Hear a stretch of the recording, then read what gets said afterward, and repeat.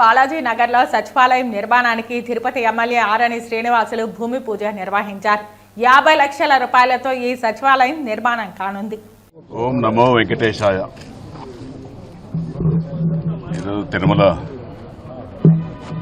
దేవస్థానంలో తిరుమలలో నివసించు ప్రజలందరికీ కూడా అందుబాటులోకి సచివాలయం భవన నిర్మాణ ప్రారంభోత్సవానికి ఈరోజు చేయడం జరిగింది. చాలా సంతోషం. ఈరోజు తిరుమల తిరుపతి నిధులతో సుమారు 50 లక్షల విలువతో ఈరోజు ఇక్కడ ఒక మంచి అడ్మినిస్ట్రేషన్ బిల్డింగ్, ఒక సచివాలయం ఈ తిరుమలలో నివసించే ప్రజలకు అన్ని సౌకర్యాలకు అందుబాటులో ఒక సచివాలయాన్ని ఏర్పాటు చేసి తద్వారా వాళ్లకు సేవలు అందించడానికి ప్రభుత్వం పూనుకొనింది. అది మన ఎన్డీఏ కూటమి ప్రభుత్వంలో ఏర్పడడం చాలా మొట్టమొదటిగా అదృష్టంగా వెంకటేశ్వర స్వామి సన్నిధిలో జరుగుతున్న సందర్భంగా అదృష్టంగా కూడా భావిస్తున్నాం.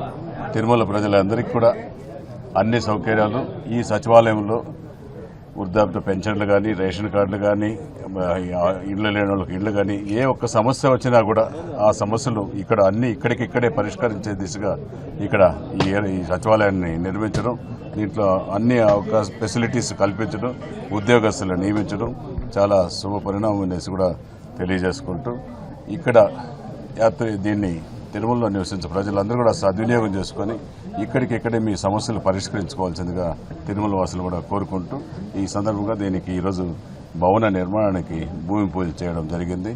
ఎన్డీఏ కూటమి నాయకులందరూ కూడా కలిసి దీన్ని ఈ యొక్క కార్యక్రమం ప్రారంభించడం సంతోషంగా భావిస్తూ నమో వెంకటేశ్వర. ఇప్పటికే కొంతమంది స్థానికులు మీ దగ్గరికి కొన్ని సమస్యలు తీసుకొచ్చినారు. మీ దృష్టికి కొన్ని సమస్యలు తీసుకొచ్చినారు. ఈ గృహ నిర్మాణాలేటువంటి విషయాలు ఖచ్చితంగా సమస్యలన్నీ కూడా ఈఓ గారి దృష్టికి తీసుకెళ్లాం. నిన్ననే అన్నిటి దాదాపు ఒక 19 సమస్యలు గుర్తించాం. తిరుమలలో ఉండే సమస్యలు, తిరుమల తిరుపతి దేవస్థానానికి సంబంధించిన సమస్యలు ఈఓ గారికి కూడా చెప్పడం జరిగింది. ఈఓ గారు కూడా సానుకూలంగా స్పందించారు. ప్రతి సమస్యను కూడా ఇక్కడ పరిష్కరించే దిశగా చేస్తానన్నారు. ఇప్పుడే ప్రభుత్వం ఏర్పాటై నెల రోజులు అవుతా ఉంది. ఖచ్చితంగా కూడా గౌరవ ముఖ్యమంత్రి గారు తిరుమల తిరుపతి నుంచే ప్రక్షాళన చేస్తాననేసి కూడా చెప్పారు. ఆ దిశగా ఈరోజు ఈఓ గారు కానీ, జేఈఓ గారు కానీ ఏర్పడడం జరిగింది. త్వరలోనే బోర్డు కూడా నియమించడం జరుగుతుంది. పూర్తి అధికార లాంఛనాలతో ఇక్కడ తిరుమల నుంచి ప్రక్షాళన మొదలైంది. దాని పాటుకు అది అన్ని చోట్ల కూడా విస్తరించింది, జరుగుతూ ఉంది. తప్పు చేసిన వాళ్లకు శిక్ష ఇక్కడి నుంచే పడే విధంగా జరుగుతూ ఉందనేసి కూడా తెలియజేస్తున్నాం.